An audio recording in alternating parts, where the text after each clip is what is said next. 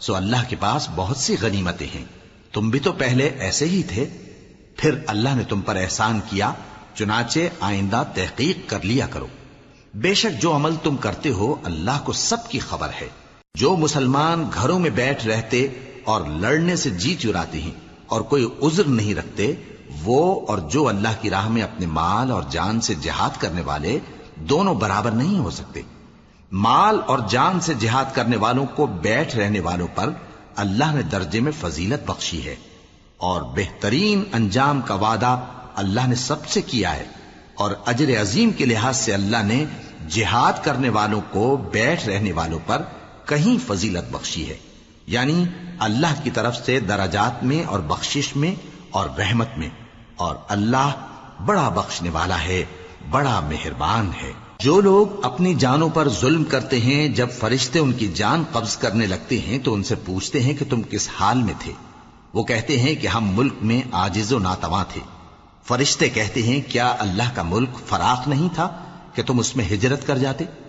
پس ایسے لوگوں کا ٹھکانہ دوزخ ہے، اور وہ بری جگہ ہے لوٹنے کی۔ ہاں،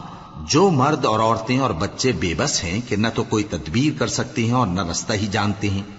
تو قریب ہے کہ اللہ ایسوں کو معاف کر دے، اور اللہ بڑا معاف کرنے والا ہے، بڑا بخشنے والا ہے۔ اور جو شخص اللہ کی راہ میں گھر بار چھوڑ جائے وہ زمین میں بہت سی رہنے کی جگہ اور کشائش پائے گا،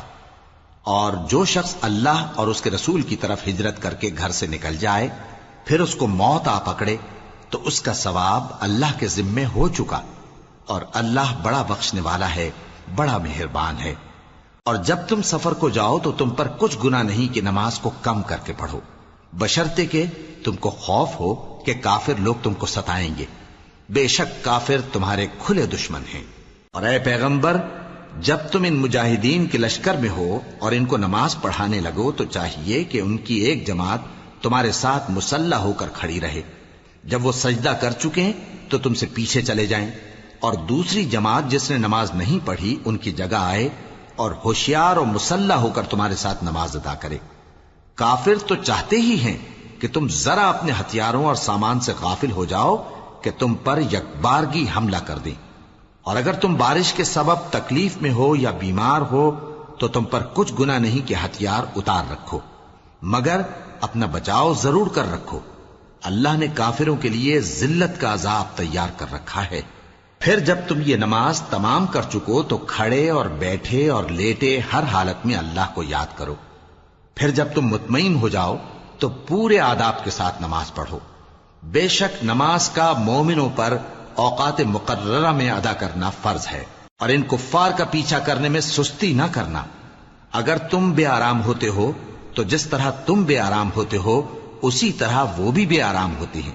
اور تم تو اللہ سے ایسی ایسی امیدیں رکھتے ہو جو وہ نہیں رکھتے، اور اللہ سب کچھ جانتا ہے، بڑی حکمت والا ہے۔ اے پیغمبر، ہم نے تم پر سچی کتاب نازل کی ہے تاکہ اللہ کی ہدایات کے مطابق لوگوں کے مقدمات فیصل کرو، اور دیکھو دغابازوں کی حمایت میں کبھی بحث نہ کرنا، اور اللہ سے بخشش مانگتے رہو، بے شک اللہ بخشنے والا ہے، بڑا مہربان ہے۔ اور جو لوگ اپنے ہم جنسوں کی خیانت کرتے ہیں ان کی طرف سے بحث نہ کرنا، کیونکہ اللہ دغاباز اور گناہگار کو دوست نہیں رکھتا۔ یہ لوگوں سے تو چھپتے ہیں اور اللہ سے نہیں چھپتے، حالانکہ جب یہ راتوں کو ایسی باتوں کے مشورے کیا کرتے ہیں جن کو وہ پسند نہیں کرتا